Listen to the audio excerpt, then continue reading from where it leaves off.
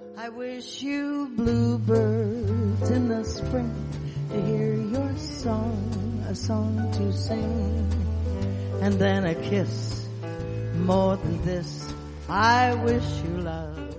Welcome to the Forgiveness Solution Podcast. I'm Rev Misty Time. You can find the Forgiveness Solution Podcast here at Sacred Stories Stream. Please subscribe.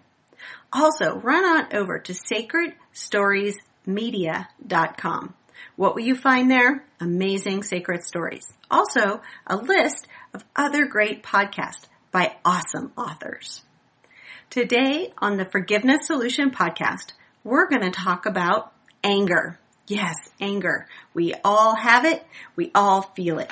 And I would say that right now in our society, we're really feeling angry. All you have to do is turn on the TV and watch the crowds of people yelling at each other. Is that normal? And what does it do for our society? Is it helpful? There are three types of anger that we're going to talk about today. We're going to talk about outward aggression and violence, inward aggression, and non-violent passive-aggressive. Right? We all think we know someone who's very passive-aggressive. Well, I bet you've been passive-aggressive and didn't even know it. Outward aggression and violence is pretty self-explanatory. It's when we're shouting and we're yelling and we're swearing and we're slamming doors. We're even throwing things. And we're being physical with our anger. And we're verbally abusive. That's when you really see anger. And people don't realize that the other types of anger is also very bad for us. But outward aggression and violence is really terrible for our children because we're teaching them how to handle anger. And that is not a good way to handle anger at all. It hurts yourself and it hurts others around you. Inward aggression. Oh my goodness, what is inward aggression? Well, inward aggression or violence or anger is also attached to depression. Why? Because when we're really angry, we're either angry at choices we have made, we're angry about how our life is going, we internalize it, and when we get more depressed, and it's like a circle back and forth, angry at ourselves, can't get better, mad at how the world is going, mad about my home life. And that's when we feel inward aggression, and we might even deny ourselves our basic needs, like food or anything that might make us happy because we're trying to validate our inward anger. Yep, that's inward aggression. Nonviolent or passive-aggressive anger. Well, I happen to think I know a few people like that. But what is that? That is ignoring people or refusing to speak to them. Refusing to do tasks that you're required to do on time because you want to just not give them what they need because you don't have what you need. Or it's also deliberately doing things poorly or late as possible in last minute. It's also being sarcastic and sulky. Yep, passive aggressive. Kind of a lot of teenagers out there. You can tell I'm a mom of a teenager or two. Also, I want to mention that passive aggressive, revengeful. Because when we are not getting what we want, revenge says we're not going to give you what you want. Yep, very revengeful. All right, so we've talked about what angry is and what all of it looks like, but how does it affect our life? Well, when we're brought up as a child, we're really taught how to deal with anger. And one of the ways that we are taught about dealing with anger is by mimicking what we see. So if we see someone handling their anger well, then that's a great example for a child. Or how about somebody who stuffs down their anger and is more passive-aggressive? A child is going to learn that also. And lots of times children are told, don't get mad, it's okay, you just need to be happy anyways. Well, that's going to make anybody even madder. As a child, we're looking at people around us and our society on how to deal with anger. And does anger get us anything? Well, when you're a 3 or 4-year-old and you're throwing a temper tantrum, if it does work and you get what you're wanting, even if it isn't appropriate, you're going to probably do it again. As adults, we do the same thing. We throw temper tantrums. We let people know that we're really upset because we want what we want when we want it. But we don't listen. And that's the problem with anger. It turns off our ears. We don't want to hear anything unless it supports our anger. when we're talking about collective anger, a group anger, it's the same thing. We want to make sure that we're not getting so angry that we're shutting off our ability to listen. Right? We need to hear everything and understand everybody's point of view. Very, very difficult. This puts me at this place where I want to talk about belief systems. Our belief comes from where we're born, how we're raised, where we live, our ethnic and our genetic makeup. Not everybody is going to have the same belief system. And when those two belief systems crash and people get angry, no one can hear anybody else's point of view. Even if you are right, and you probably are, that doesn't mean that you need to shut off your ears to how other people see the world. We all see it differently. God made us beautiful like that, but sometimes it can rub us all the wrong way. So let's also talk about collective anger and how to best deal with it. All right, so collective anger, when you're really angry, you tend to do things that you wouldn't do if you were on your own. You'd be angry, but you wouldn't ramp it up so much. You know, that energy that comes from a group. Have you been to a concert? Of course you have. When everybody's singing together and swaying back and forth, the energy is palpable. It's the same in a collective group anger. Even if you're not physically with your group, but you know the group is angry, you feel some power in being angry with them. You might not even agree fully with all of your group's points of view, but because you belong to that group, and we're talking religious group, social group, political group, even a family group, because families can break into groups, you feel more powerful when there's more than one of you. And that's exactly what's happening in our society today. So what do you do about that? Well, first you have to get a hold of your anger, your specific anger. You have to ask yourself some really good and hard questions. Number one, why am I angry? Why am I feeling so affected by this? What nerve does it touch in me? And what injustice do I feel? Am I feeling like I've been attacked, or do I feel powerless or just plain frustrated? And am I being treated unfairly? The reason you want to ask yourself these questions is because you want to put some guidelines around your anger. You know, anger doesn't usually stick around very long. You have to feed it. So again, you don't want to just take stuff to feed this blind anger you have. You want to gain knowledge, and that's the best way to reduce anger. Gain knowledge. Try to get some perspective. Now, I bet you're trying to say, get some perspective. The other group is wrong. What they're doing is terrible. I need them to stop. They need to tell me and my group that we're right and they need to go away. Yeah, it's hard to gain perspective when you see such anger coming towards you or things that you just don't believe in are happening. Well, I'm going to challenge you today. I'm going to challenge you today to take a deep breath and let that out. And also do some research. Find out why they feel that way. If they're opposite of you, they have a different belief system. And wouldn't it be wonderful if they tried to understand you that well? So do unto others as you would want done unto you. Go ahead and do some research. Doesn't mean that you agree with it, but it helps you understand. Also, make sure that research is valid and true. Really find out where its source is. Because in today's media, a lot of things get put out there really, really fast. And they do that to, quote, fuel the anger. They want to keep that anger fueled. One, it's good ratings for them. But two, it helps that side's piece stay louder. So it's important to go ahead and investigate. Be the truth giver to your group. You're going to disarm some of that anger. Because some of the anger is what we call blind anger. We're just so mad we can't see past our nose. I'm going to challenge you today, be thoughtful with your anger, to research and to really find out the truth of your situation, especially if you're in a collective anger group. Even if you believe that your anger is valid and truthful, you still need to be careful that you can't stop listening and understanding other people's point of view and belief systems. So we've talked about what collective anger is and the fact that we're seeing a lot of it right now, and that we need to get a hold of our own anger, and we need to be truthful. We need not to just feed the anger, but to address our fears. So anger and fear are different, but lots of times fear will help fuel our anger. In fear, what we're trying to do is keep safe, understand the world. Usually fear is looking for a solution.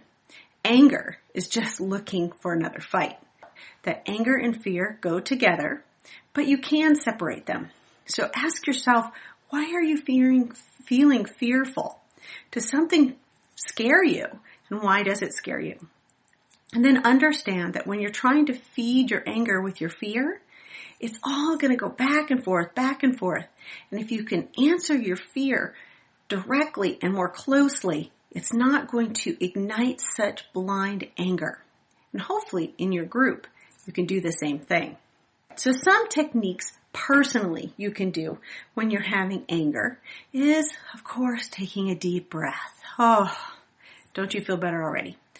In and out, deep breath.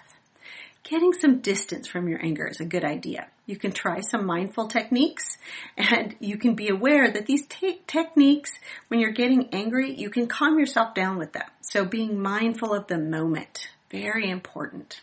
Also try to stay calm.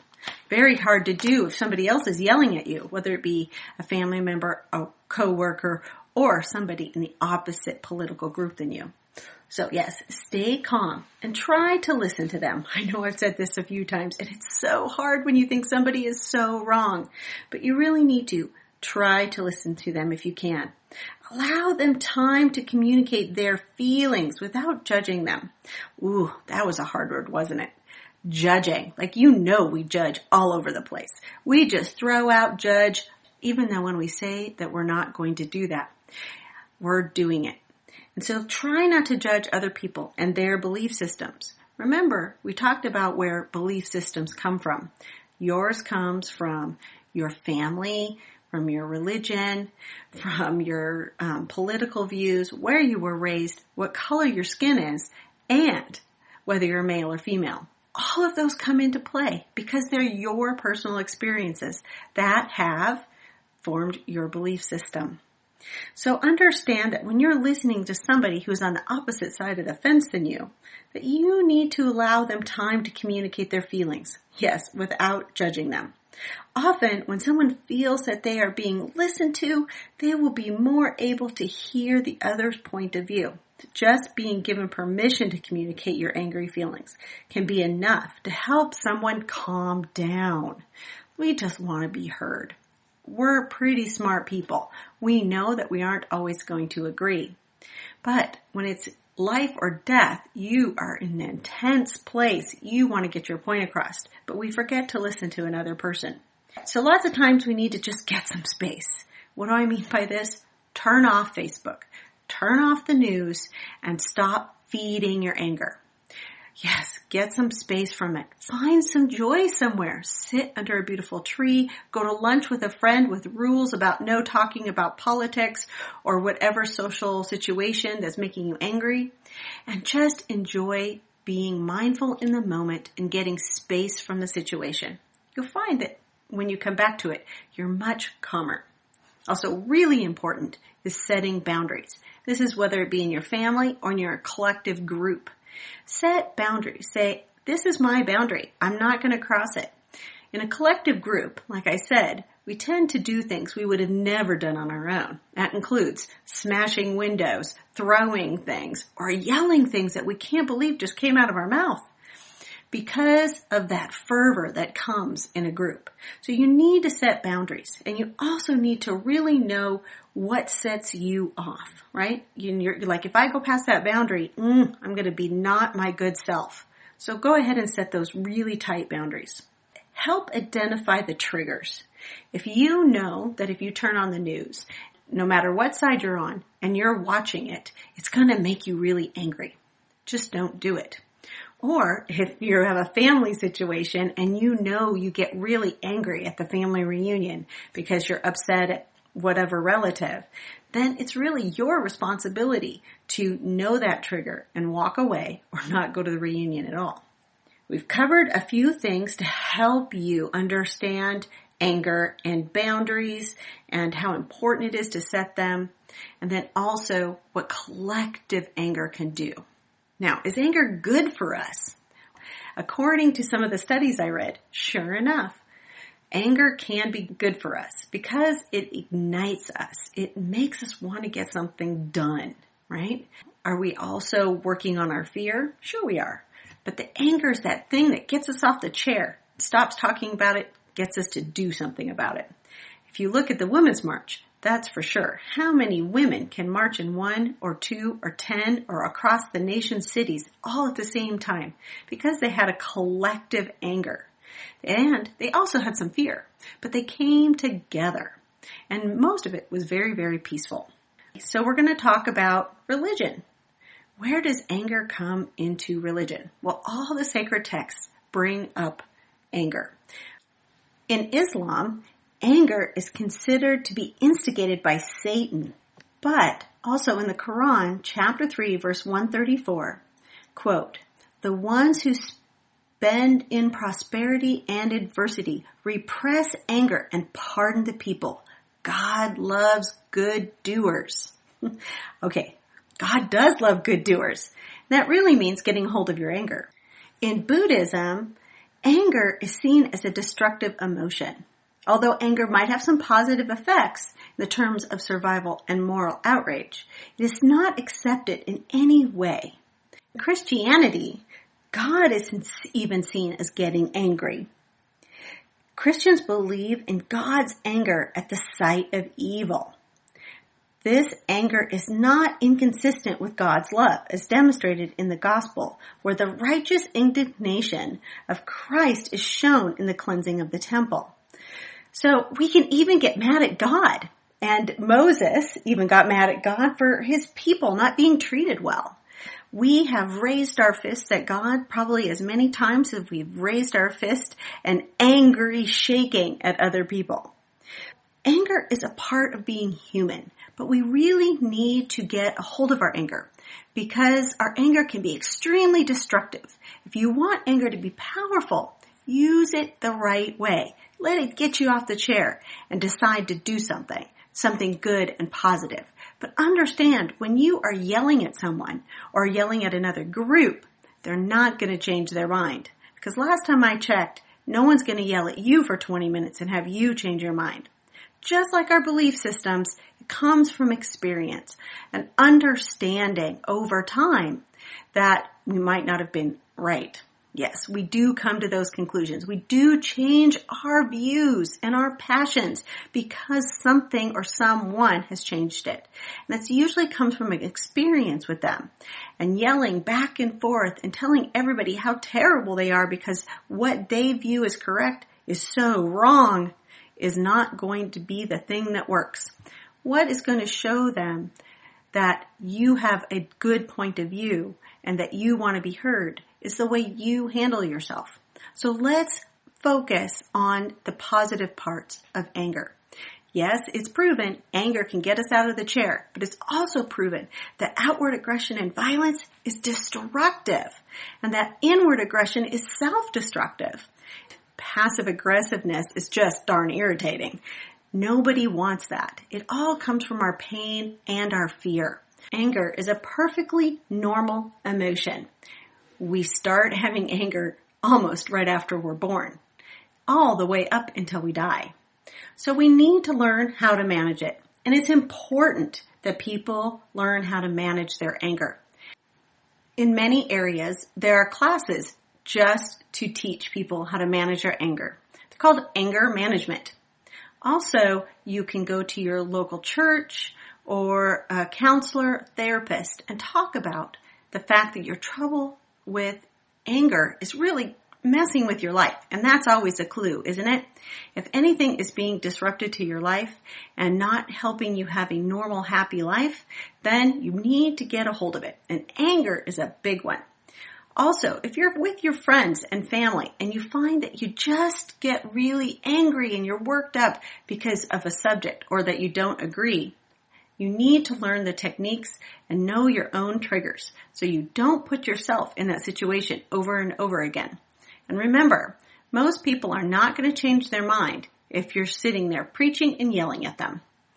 I want to share a few of my references and where I got my information in case you want to look it up yourself. There's a wonderful group in England, and what's wonderful about them is it's a charity and they help manage outbursts and anger and all of that. And it has to do with mental health. And I want to get you the name of that. And it is called Mind Charity. Yep, Mind Charity. And they're also on Facebook at Mind for Better Mental Health. And that is out of the UK and Wales. I also did access quite a few different studies on anger because I really wanted to read more about anger. And I got them from a couple different places, but one that I think you'll find really interesting. It's a study that looks at other studies. It looks at many studies, and it's more about collective emotions, how we all bunch together and try to find our group that matches our emotion. And this one is out of the University of Massachusetts, and it's the role of perceived collective anger and fear on policy support in response to a terrorism threat. How appropriate is that for today's situation? Is very, very appropriate. It's a very thick study, and it goes on and on and on, but ultimately it talks about the fact that yes, we get together in a collective, and we like to find our people who agree with us. I know I like it when people agree with me, and I'm sure you do too. So this study, again, it backs up that anger helps fuel us when we want to accomplish something, but then it can get out of control. And that also, anger doesn't stick around. It's usually got a wave. It's a ride the wave high. And political opponents have a better chance if they also have some anger to what they have to say. They get more people involved because it feels like they're so angry at the injustice of whatever that injustice they view is, and people will follow them more. Well, we can also see that in our society. If somebody's calm and talking about loving and approaching things calmly, it doesn't feel like they are really going to do something. We want to hear them put their hands in the air and say that they're going to solve it because they're so angry. But the problem with that is it doesn't really solve the problem. All it does is get everybody yelling at each other again. We don't need that. We need to have open and honest communication.